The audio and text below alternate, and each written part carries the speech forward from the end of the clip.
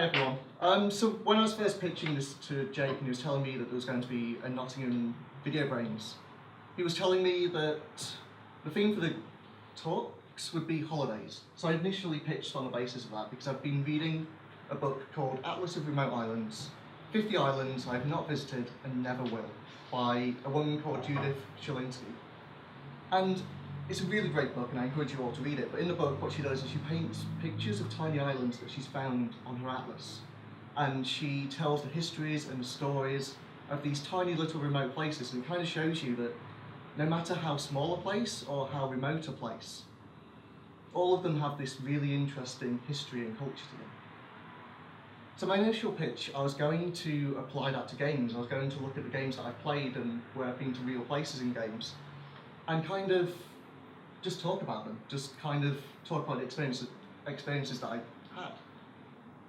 And then I started doing research, and I realised that games are pretty bad at doing real places. There are some that do it really well, but most of them are just really, really bad. So I wanted to go in a different direction. I wanted to examine how games use place well, and how to use it badly, and how we as a culture can do it better. When I was 9 years old, I went on a holiday in Scotland.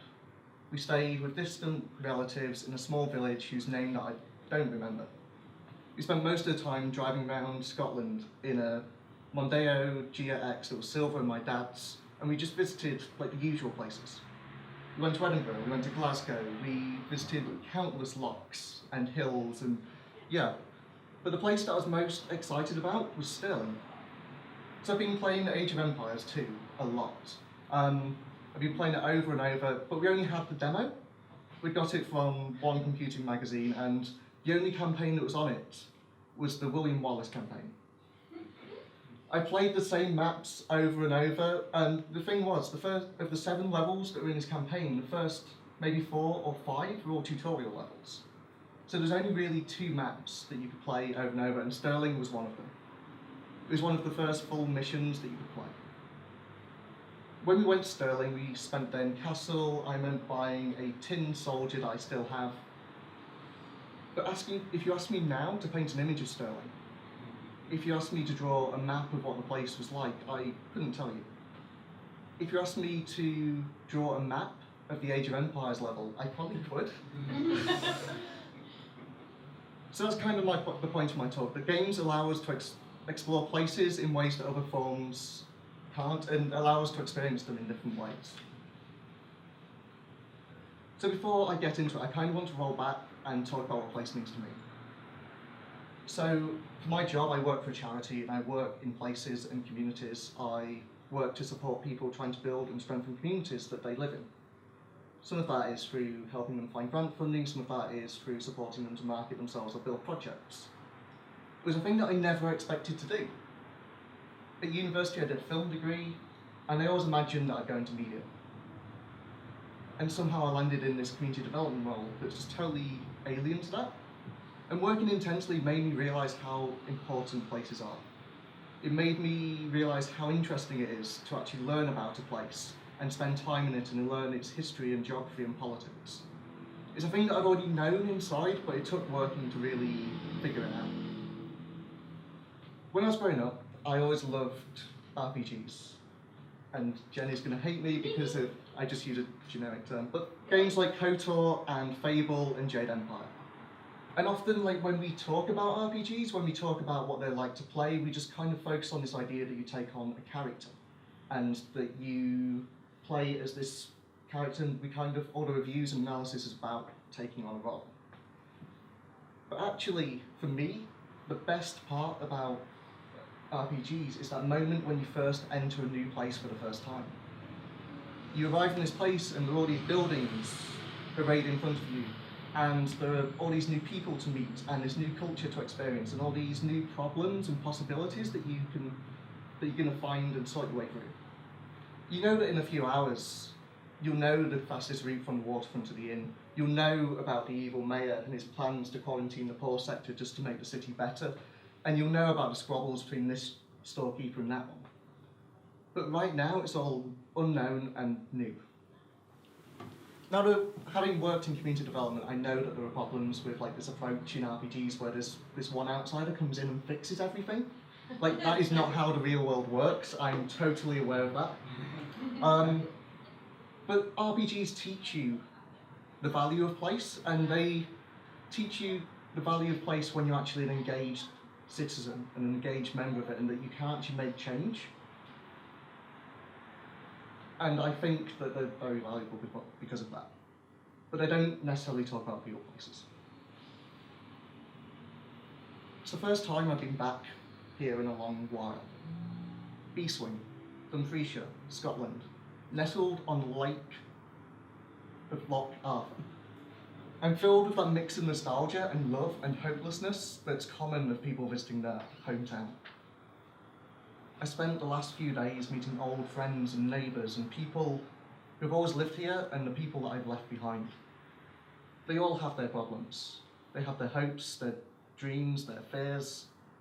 And I just spent time walking around and just talking to them, reliving friendships that no matter how far I move away will always be there. So games allow us to interact with place in ways that other forms can't, and that's particularly because they give us agency. When we experience a place through a book or a film, it's just the author showing us a place. It's like a snapshot. It's like someone going on holiday and bringing back these little pictures. In a game, we're not just a voyeur. We're not just hearing stories of someone else's visit. We dictate what we see and how we interact with it. And this is really important, because we become a co-author of our own experiences. So if you take Beeswing, it's a really personal story. It's a really personal game just written by one person, but because we get to control the avatar, and because we get to wander around the world, we create a mediation between the person that's created the game and ourselves. They created the world, we decide the path that we walk around it. Games allow us to walk in someone else's shoes. They let us build an empathetic sense of place. We're invited to take ownership of what happens there and build our own memories. Yet for all of this power, we often get stuck with fictional worlds. Lots of games, you're just kind of in these new settings that don't relate to the real world. So I'm kind of bored of exploring Hyrule. I'm kind of bored of fighting dragons in Tamriel, and I'm really bored of being space marines and going to weird planets and shooting bug-like aliens. I want to use games to understand the world. I want to go into games and use them as a tool to understand the places and communities within them. I've been coming here for an hour or two every week for the last few months. To start with, I came just to clean. It's this really cold penthouse apartment, but over the last few months, I've helped make it warm. Now it feels like a sanctuary, an island of peace separate from the war-torn city outside. Now when I come, I clean and dust for a little, but then I sit in the winter garden, practicing songs of protest with a large glass window looking out over the city at my back. Designing games about place is really tough, and that's why no one does it. That's why game designers, especially big studios, won't design games about real world place. So take Sunset, which just came out and was a little bit of a flop in terms of how well it sold. It's a game that I really adored, and I really adored it when I played it, and it's a game about civil war and revolution and domesticity in South America, but it kind of cheats. And the way that it cheats is that it's not actually about a specific South American country. It's not actually about a specific South American war. And it tells, it shows through the narrative as you're playing the game. It really feels a little bit contrived. We know what's happening is a fiction and it lacks the specificity that we really need to get involved and invested in what's happening. If it had been about real historical events, it would have been such a more powerful narrative. And this happens in games all the time.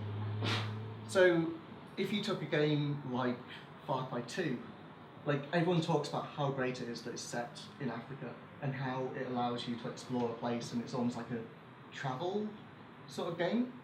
But it's just in this vague African country that's in the middle of civil war and there are arms dealers and malaria, and you just kind of play it and you get a sense of like, did the game designers just choose this because that's what Africa is like?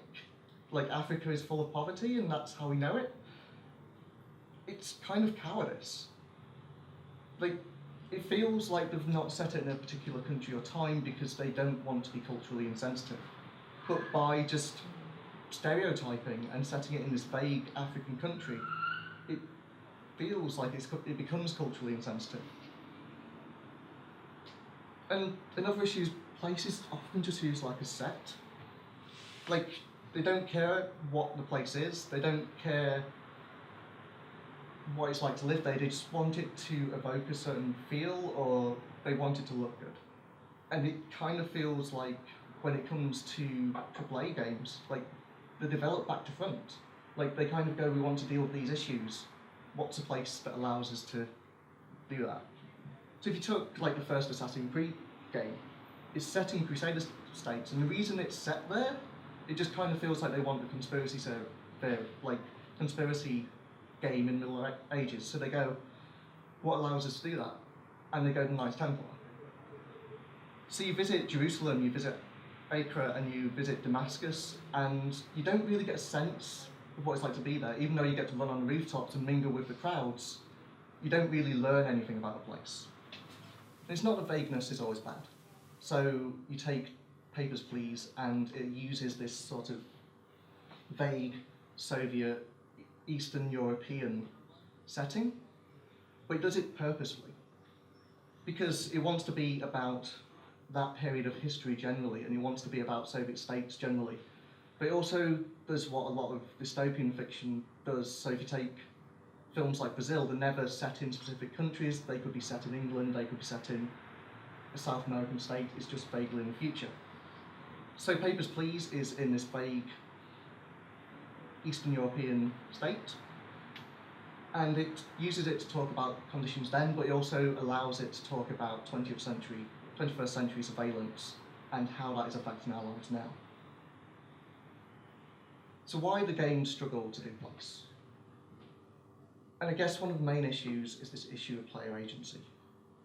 There's a trepidation from designers that if you create a real-world place, then how do you allow players to have the free roam that they need? If you're using real history, how do you stop them from going down a path that you can't really predict and having to write speculative fiction? And there's a real issue with game designers of being worried that this can then lead to offending players, or that even that real world places are maybe just not interesting enough. So Kentucky Route Zero is a game set and not set in Kentucky. It's a game that explores the history of a people and a culture, and a real people and real culture, but also it's in this fictional, magical, realist world. It features impossible spaces, it features surreal encounters, but it also features working class communities, it features miners, it features their folk songs, and which are all drawn from real life and real locations. By playing Kentucky Route Zero, we get a glimpse of what it might be like to live there. We get a glimpse of what it might be like to drive around at night, through fields past abandoned mine shafts. And Kentucky Route Zero is a really great example of how to use place well, because it understands that using real places in video games is not about accuracy, it's about authenticity. It's about building an understanding of place, of having maybe lived there or researched what a place feels like. Because place isn't in population figures, it's not in how rich or impoverished it is, it's not about who is in power. Place is in the twang of people's accents, it's in the food that they greet strangers with, it's in the songs that they sing and the stories they tell of ghosts in the woods. Games can and should do better at real place, and I want games that help me understand the world. Thank you.